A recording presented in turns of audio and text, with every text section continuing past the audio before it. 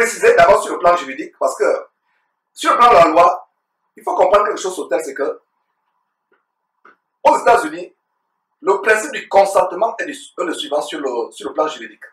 Pour ceux qui ne le savent pas,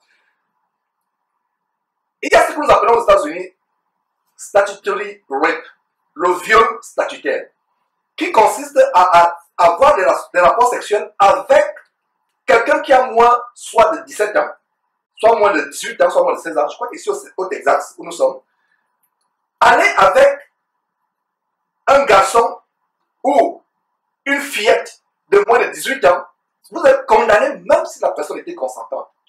Je vais expliquer sur le plan juridique comment la France est allée plus loin que les États-Unis. Alors, de quoi s'agit-il dans cette loi? La loi Chiappa, excusez-moi. La loi Chiappa, mes frères et sœurs, c'est une loi qui dégage la pestilence, comme justement, excusez-moi mes débordements, mais je suis tellement irrité. C'est une loi qui consiste, sur la base de l'article 2, pour un enfant, en fait, la présomption de non-culpabilité du bourreau, de l'assassin, du criminel, échoue à l'enfant. Je reprends. Quand un criminel pose un acte, ce n'est pas à la victime de démontrer que... Exactement, j'ai été abusé. Voilà. Ce n'est pas à la victime de démontrer que j'étais abusé. C'est au procureur de la République de démontrer avec des preuves, des chefs d'accusation, l'évidence qu'on appelle ici aux États-Unis, les preuves à conviction, de démontrer que la victime a été abusée. Mais la nouvelle loi Chiappa, qu'est-ce que la nouvelle loi Chiappa fait? Excusez-moi ce nom, j'ai des problèmes à m'accoutumer avec ce nom. La nouvelle loi de Marlène Schiappa, cette ministre secrétaire d'État, je ne sais pas ce qu'elle est en France, elle consiste à remettre sur la tête de l'enfant la preuve de la non-culpabilité du bourreau qu'il a violé. En d'autres termes, un enfant de 2 ans, de 3 mois, 2 mois, devra démontrer qu'il n'était pas consentant. Donc c'est plus que les États-Unis. Alors aux États-Unis, qu'est-ce qui se passe aux États-Unis? Un criminel, un pédophile va avec un enfant de moins de 18 ans, de moins de 17 ans. Même si l'enfant était consentant, il aura 15 ans, 20 ans, 30 ans d'emprisonnement. Ça veut dire qu'il y a eu des cas que nous avons notamment étudiés en droit, des cas selon lesquels le monsieur est abordé par une jeune fille, une adolescente, ayant la mise d'une prostituée, qui lui ment en disant que je suis adulte. Le monsieur tombe dans le piège du mensonge, couche avec l'adolescent qui a moins de 18 ans, alors que l'adolescent a menti. Oui. Mais il se retrouve en train d'avoir 20 ans de prison, 15 ans de prison, même s'il a été abusé. Qu'est-ce que le juge va lui dire, monsieur? Ça vous apprendra à faire les rapports sexuels avant le mariage. En fait, qu'est-ce que j'ai dit? Ça veut dire que, regardez comment la loi humaine rejoint la parole de Dieu.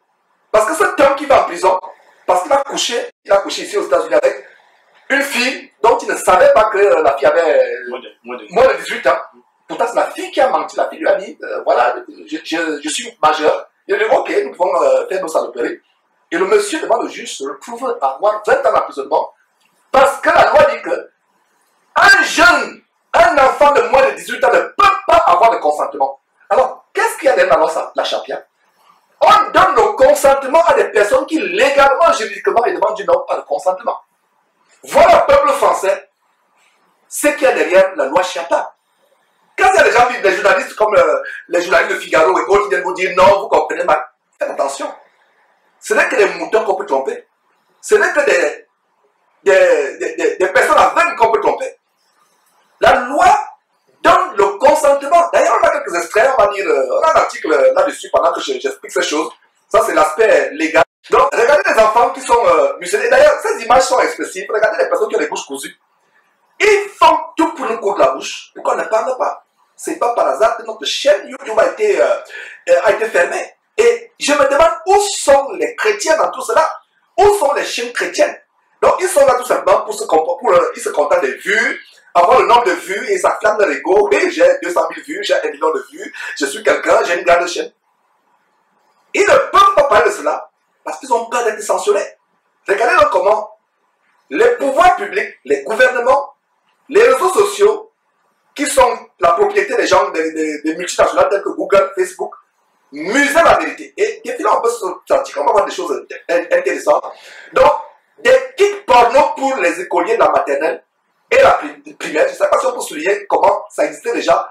En 2014, il y a 4 ans, nous ne savions pas cela. La Suisse, qui eût cru que la Suisse était un pays pervers? Moi, pour moi, la Suisse, c'était un pays vraiment, un pays où il faisait bon vivre. Il fait un pays calme. Et d'ailleurs, on a fait une émission sur l'inauguration satanique du tunnel de Sambota, ça ne nous surprend pas. Donc, regardez comment, en 2014, les Suisses avaient déjà des kits porno pour les écoliers de la maternelle. Et si on peut circuler, on va seulement se limiter sur quelques détails. Vous pourriez mettre pause, vous m'avez lire plus tard, quand cette vidéo sera publiée. Voilà, mettre pause et lire. Et c'est un article. Mais ce qui est intéressant, il y a un bout. Voilà les objets, des cours d'éducation.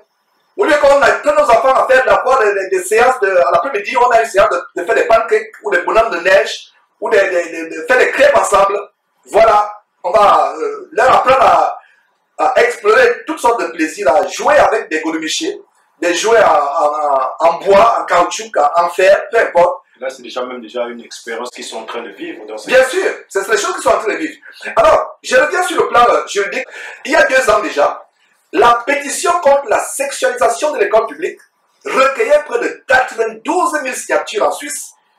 Alémanique, c'est-à-dire la Suisse germanique, du coup, là, il parle allemand.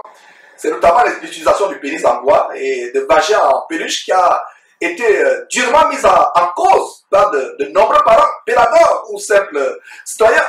Dans le fameux plan d'enseignement 21, le plan d'enseignement 21, on parlerait de la loi Chiapa, article 2, article 5 de la loi Chiapa. Donc, c'est l'homologue suisse, c'est l'article 21. Et nous voyons dans l'article 21 que voilà, qui devait entrer en vigueur dès 2014, outre Sarine. Et donc voilà l'article, les pétitions ont été, je ne sais pas si on a été ce nombre de pétitions, et j'ai vu quelque part, j'ai vu quand nous partagions, nous préparons cette émission, qu'il y a eu des pétitions, il y a des sites internet, qui n'arrivent même pas à recueillir 11 000 pétitions. 11 000 pétitions. Mon cœur est déchiré. Et c'est les prophéties de la fin des temps qui sont en train de s'accomplir sur terre, et on est impuissant face à ces choses.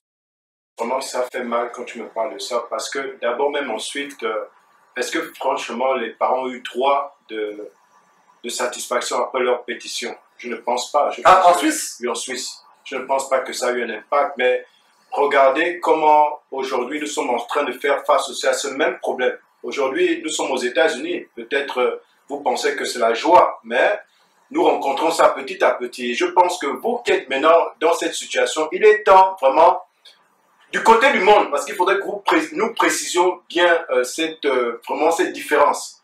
Nous, chrétiens, nous vous exhortons à vraiment plier vos genoux. Plier vos genoux, parce que nous sommes là en train de nous battre avec des esprits méchants. Des esprits méchants, des esprits élevés dans le domaine satanique. Exactement. Donc, nous savons que nous devons crier à notre Dieu afin vraiment n'est-ce pas, de faire sa volonté pour aider la population qui est en train de passer vraiment cette malédiction vraiment désastreuse concernant nos enfants. Maintenant, pour ceux-là qui peuvent se lever, vraiment, ça n'engage que. Donc, le but, c'est de vous faire comprendre que, à présent, le fait que nous ayons 11 000 personnes qui ne se manifestent pas, ou bien peut-être qui va prendre une allure un peu plus élevée, c'est parce que certaines consciences encore ne réalisent pas ce qui se passe. Et je pense que l'homme est mauvais et méchant à l'intérieur de lui parce qu'il aime quand ça concerne sa famille pour s'imprégner de cette chose-là. Et ça, c'est dangereux.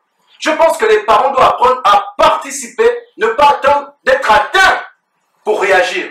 Parce que si ça touche certaines personnes, tu es concerné. Les enfants sont concernés. C'est la génération du futur qui est appelée, n'est-ce pas, à prendre des positions qui puissent, n'est-ce pas, développer le pays, mais apporter des choses qui amènent le pays dans un développement droit.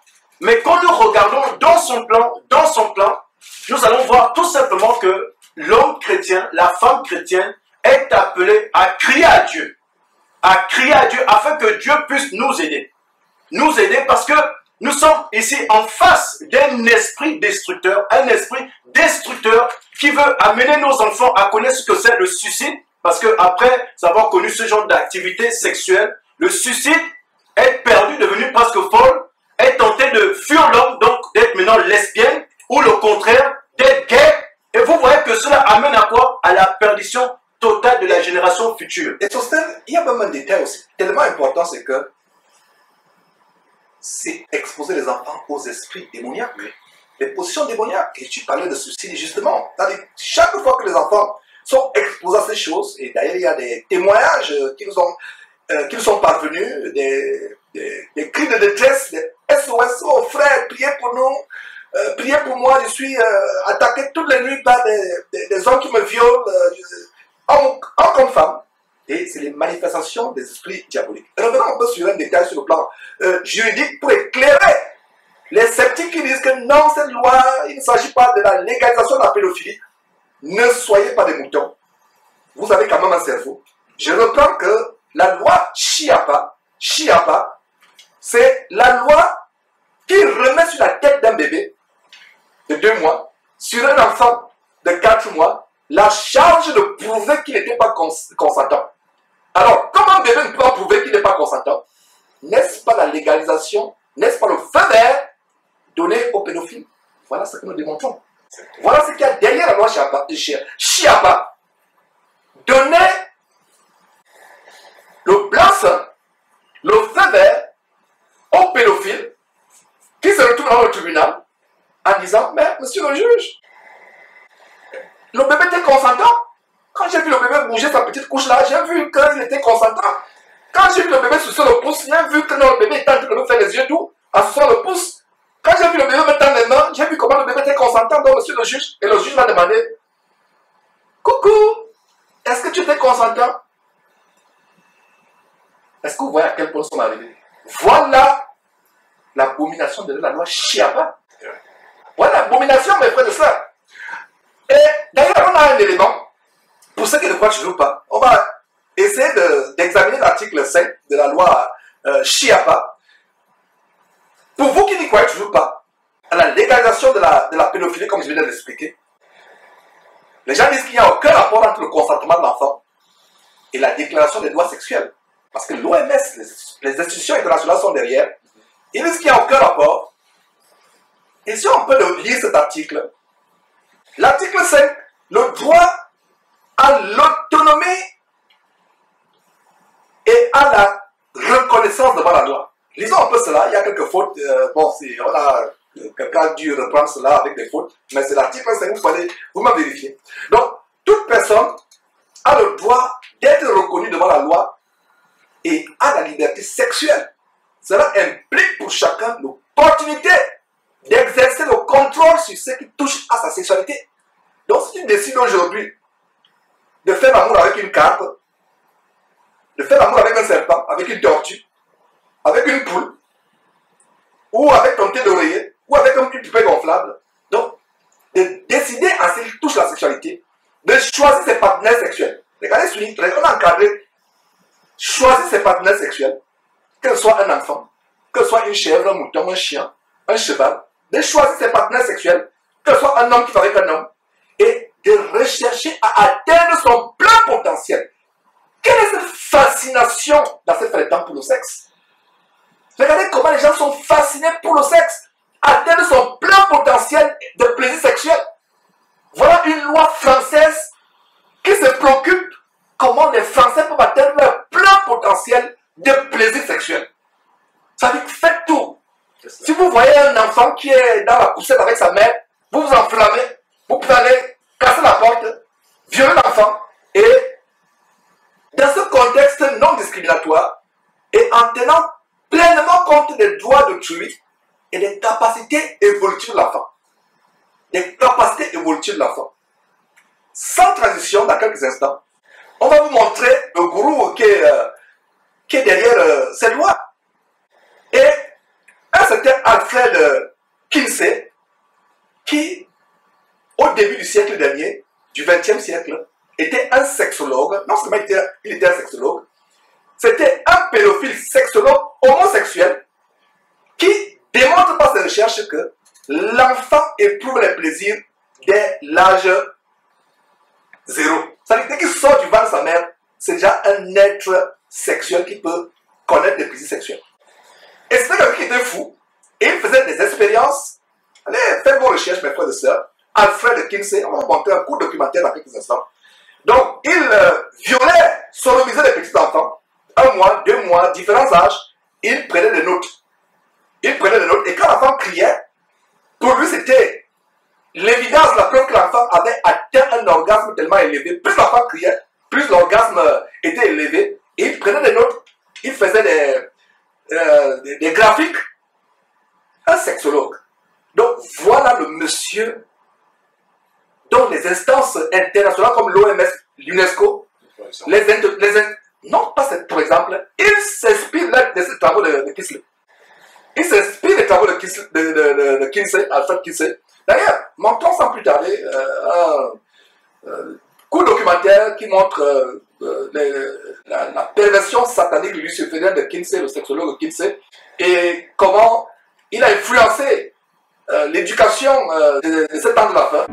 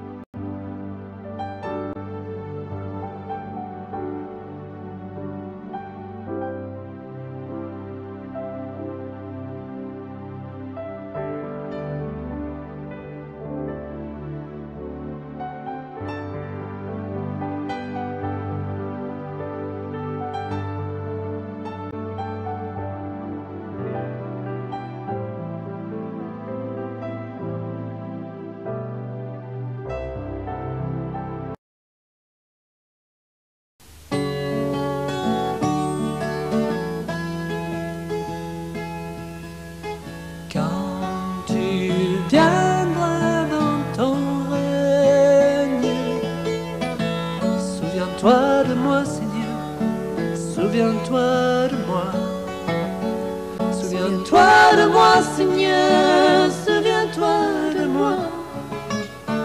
Parce qu'ici-bas, Seigneur, je n'ai que toi.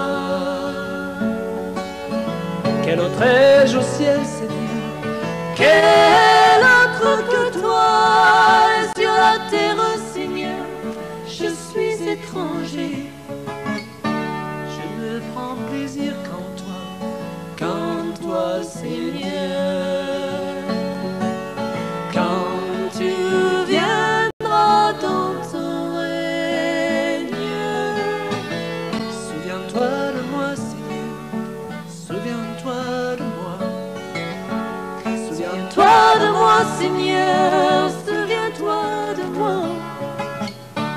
Parce qu'ici-bas, Seigneur, j'espère en toi. Quand le jour viendra, Seigneur, ce jour tant attendu, que moi aussi je sois parmi les élus, à glorifier ton nom, Seigneur. Quand tu viendras dans ton règne,